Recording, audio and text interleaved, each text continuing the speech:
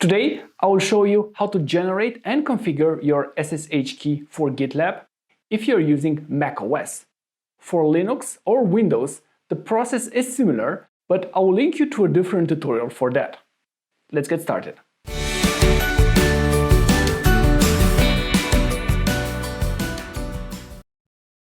I've opened up a terminal window.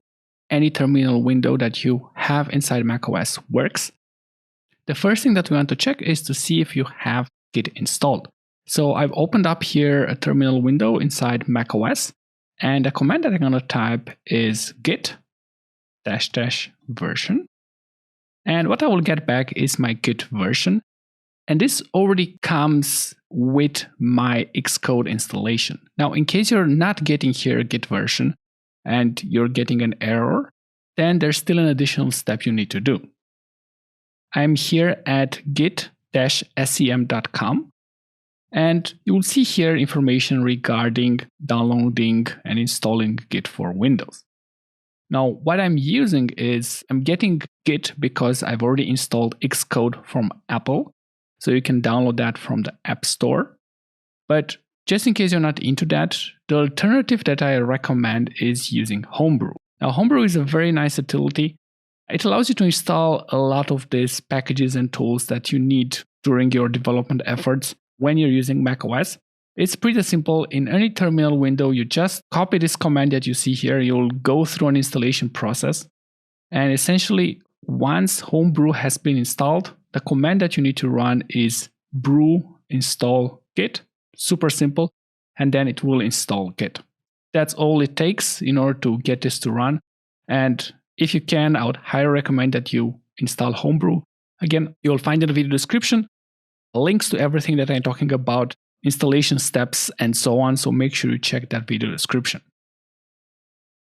Now, back into the terminal, the next thing that I want you to make sure you have properly configured is your username and your user email for when using Git. This is very important because when you're making a commit, this information will be part of the commit. And if you don't configure it properly, probably your work colleagues will look at you in a weird way if you're just pushing changes with incomplete information. So let's get started first with your name. The command that we are going to run is git config. This will store some global Git configuration that applies to all your projects. So this is why we also add this global flag. And we are going to use username. It's not really a username. Most of the time, what we will use here is your full name. So first name, last name. And the second configuration that we're using is again git config. And we're setting here your user email. So again, this will be a global configuration. So we'll have user email. And the user email, in my case, I'm just going to type here something like valentin.example.com. Make sure you put everything between quotes, otherwise it will not work properly. Now, this is like the initial Git setup if you just installed Git for the first time. If you worked with Git before, don't need to do this, so no worries about it. Now, let's jump straight into actually using GitLab with your SSH key. And don't worry if you don't have an SSH key, it's important to understand like what's going on. So I'm here inside GitLab and I'm navigating to one of my projects. This is just a testing account that I have here, but probably you'll see in your account a project where you have to work. And what you want to do if you want to contribute on a project, you first have to clone it to get a copy of that repository on your machine. So you will see this clone button here. And when you click on it, you will see two options. The first option is clone with SSH. The second option is clone with HTTPS. In most scenarios, you want to clone with SSH. Now, what is SSH? SSH is a secure way of working or connecting to a system by using a system called private public key authentication. Essentially two keys which are connected between them, but you're just authenticating yourself with a public key, which will generate in just a few seconds. And essentially, this is much more secure than connecting with your email and password and things like that. This is like the golden standard, essentially, when working with Git. But essentially, you will also encounter this when connecting to remote servers. Instead of providing a root account or something like that, you will tend to connect with an SSH key. Now, with that being said, I'm not going to get too much into that. We're going to select here the option clone with SSH. And of course, in your case, the URL will be different. But here, what I'm going to do is I'm going to do something like git clone. And I'm going to simply paste here the address that I have copied. So what's happening here is, first of all, you're going to get this warning here. The authenticity of host could not be established.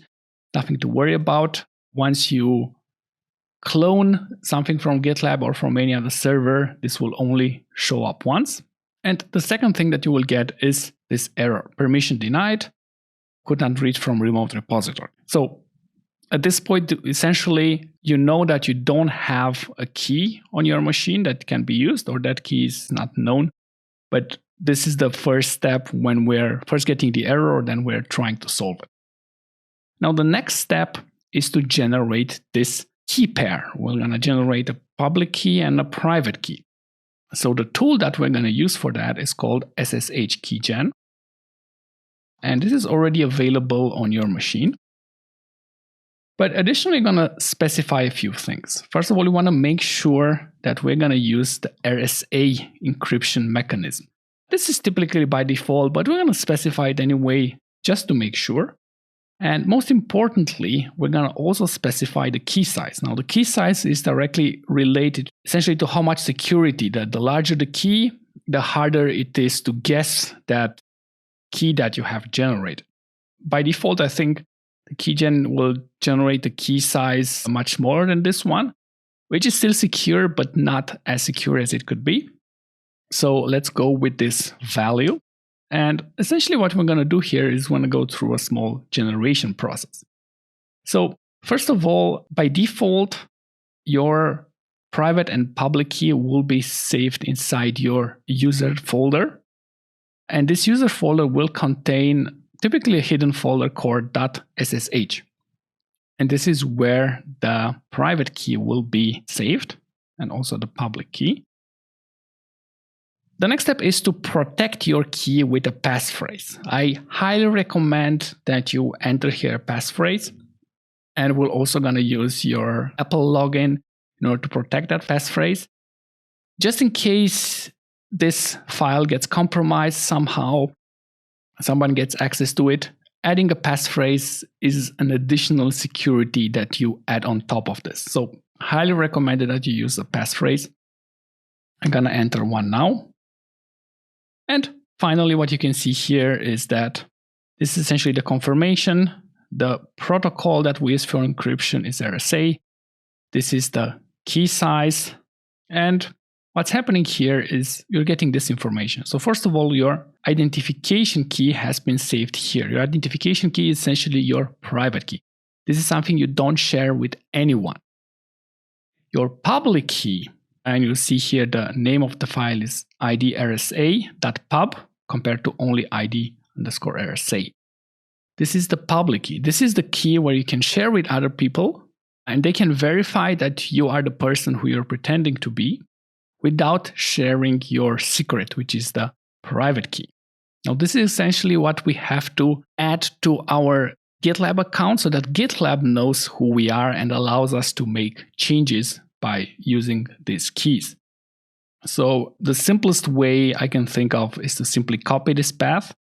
I'm going to use this command cat, and this will give us the contents of the file. And we'll display it here directly on the screen. So we can just simply go ahead, copy this entire string that you see here, and then go back to the GitLab account.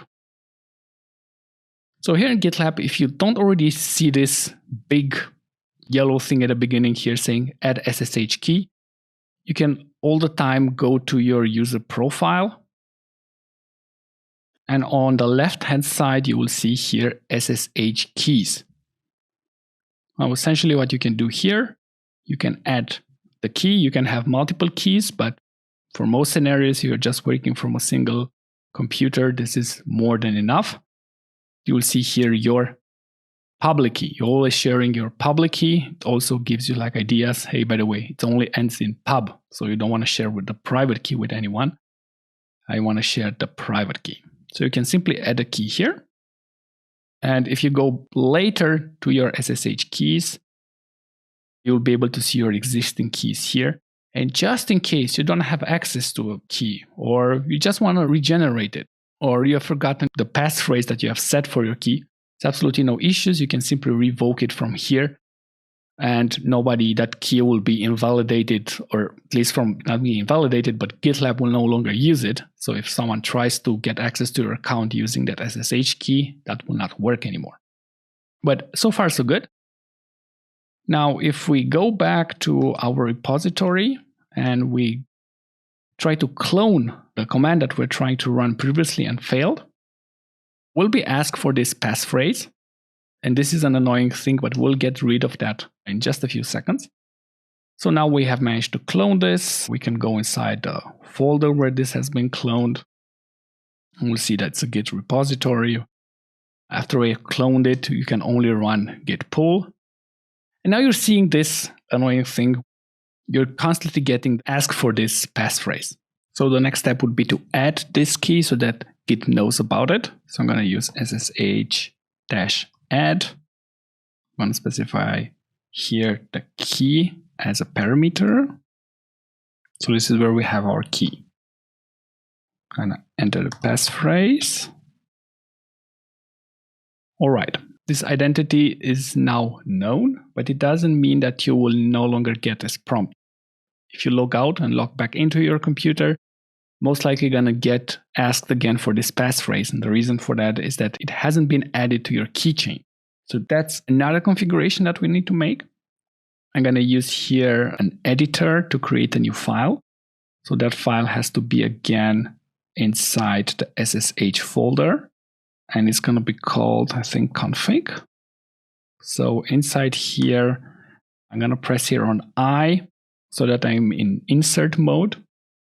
And I'm going to start writing host star. So this will be valid for all hosts. And on the second line, I'm going to indent with 2 spaces. I'm going to write here use keychain. And I'm going to set here the property to yes. So this is what needs to happen. You need to make sure that you write this configuration exactly as you see it. Otherwise, you will get an error telling you that some parameters in your configuration are not correct. Now, to get out of this insert mode, I'm going to click on escape. And then to get out of this editor altogether, I'm going to type in a column. So simply column on my keyboard. And then with X, I'm going to exit and write this file. So this seems to be working properly. I can try again to do a git pull just to ensure that everything is still working as it's supposed to work. So yes, this is how you can configure your SSH key for macOS. I hope this was useful, and just in case you're having any issues with it, don't worry, you'll find in the video description the steps that you need to take, some troubleshooting ideas, and other things like that that can help you get started using Git with GitLab. Hope to see you next time at another tutorial. And meanwhile, if you like this kind of tutorials, consider subscribing to this channel and definitely give this video a thumbs up. See you next time. Bye-bye. I hope that everything worked as I've shown you in the tutorial and that you can now start using Git and GitLab. I would really appreciate if you would give this video a thumbs up and consider subscribing. See you next time, guys.